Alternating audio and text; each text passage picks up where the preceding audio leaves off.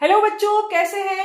Types of overlapping जब हम atomic orbitals VBT में बात करते हैं तो फर्स्ट तो होता है axial, coaxial overlapping, head on overlapping.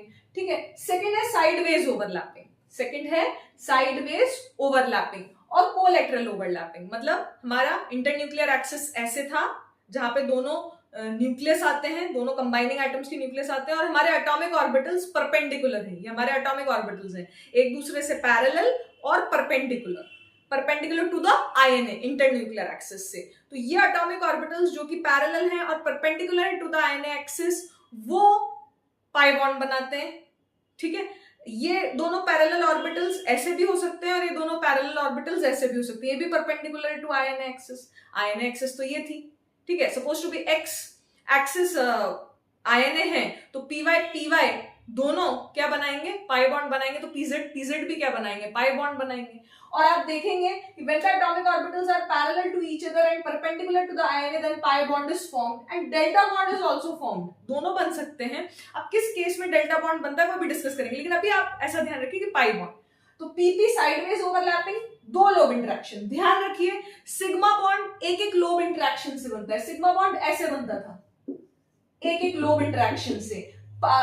दो लोब इंटरेक्शन से, जैसे पी में दो लोब्स होते हैं, दो लोब इंटरेक्शन से हमेशा पाई बॉन्ड बनेगा। हमेशा क्या बनेगा, पाई बॉन्ड। ये शेडेड रीजन क्लियर है। DP side example O2N2, DP sideways overlapping देखें डी और ये पी।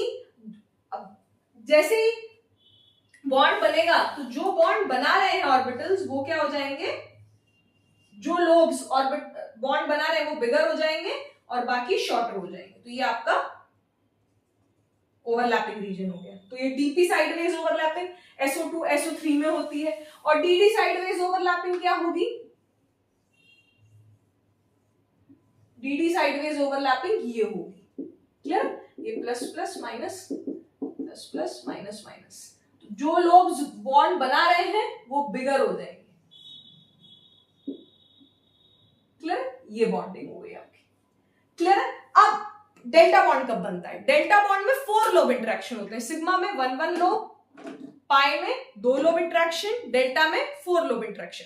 सपोज टू बी ये आपकी इंटरन्यूक्लियर एक्सिस है ये, तो इस हाथ में 4 लोब्स हैं और इस हाथ में 4 लोब्स हैं। तो ये 4 lobe interaction is delta bond. Is it clear. तो ये इंटरन्यूक्लियर एक्सिस थी, इंटरन्यूक्लियर एक्सिस पे यहां पे इस हाथ में है वो 4 लोब्स, मतलब प्लेन परपेंडिकुलर टू आईएनए।